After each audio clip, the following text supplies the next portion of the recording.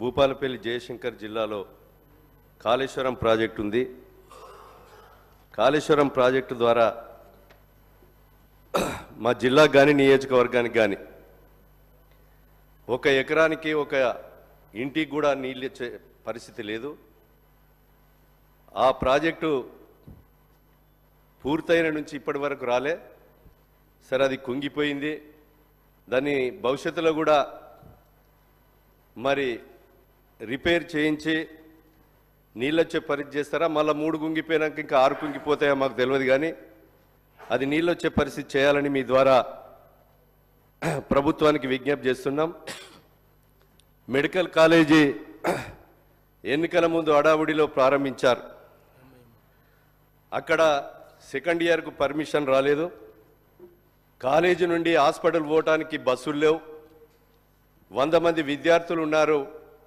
ఆ విద్యార్థులకు hostel facility కూడా లేదు, లైబ్రరీ లేదు, తర్వాత ప్లే గ్రౌండ్ లేదు, బిల్డింగ్ కూడా పూర్తి కాలేదు. మీ ద్వారా అవి పూర్తి చేసి బస్సులను కూడా ఆడ సింగరేణి నిధులు సిఎస్ఆర్ ద్వారా బస్సులను కొనుగోలు చేసి మరి ఆ విద్యార్థులకు వసతి కల్పించి సెకండ్ ఇయర్ కూడా పర్మిషన్ ఇవ్వాలని విజ్ఞప్తి చేస్తున్నాం. 1 బెడ్ హాస్పిటల్ ఉంది, సింగరేణి ఏరియా హాస్పిటల్ ఉంది. అవి తూటలేని తుపాకీ. డాక్టర్ లేరు, ఎంఆర్ఐ లేదు, సిటీ స్కానింగ్ లేదు, సింగిల్ డోనర్ ప్లేట్లెట్ మిషన్ లేదు, స్టోరేజ్ మిషన్ లేవు. మీ ద్వారా మరి డిఎంఎఫ్టి నుంచి కానీ సిఎస్ఆర్ నిధుల నుంచి కానీ ఖాళీగా ఉన్న వైద్య పోస్టులను నింపి ఒక ఎంఆర్ఐ, సిటీ స్కానింగ్, అదేవిధంగా సింగిల్ డోనర్ ప్లేట్లెట్ మిషన్లు, అదేవిధంగా ఒక స్టోరేజ్ మిషన్ ఏర్పాటు చేసి ఖాళీగా ఉన్న urology, nephrology, plastic surgery, gynaec, ortho doctor నియామకం చేసి ఆ సింగరేణి కార్మికుల అదేవిధంగా ప్రాంత ప్రజల ప్రాణాలు కాపాడే విధంగా చొరవ చూపాలని మీ ద్వారా విజ్ఞప్తి చేస్తున్నాం.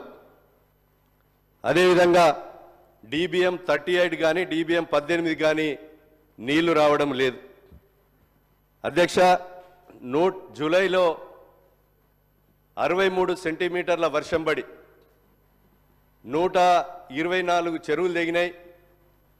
అదేవిధంగా 6 మనుషులు చనిపోయారు, 1100 మూగజీవులు చనిపోయినాయి, 40,000 ఎకరాల్లో ఇసుక మేటలు పెట్టినాయి, 11,000 కరెంటు పోల్లు కొట్టుకపోయినాయి.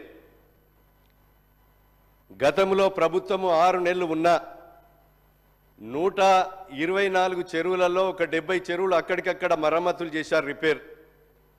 ఒక 70 చెరువులు ఈ రోజు వరకు కూడా పోయిన వానాకాలం పంట వేయింది, వేసంగి పంట వేయింది.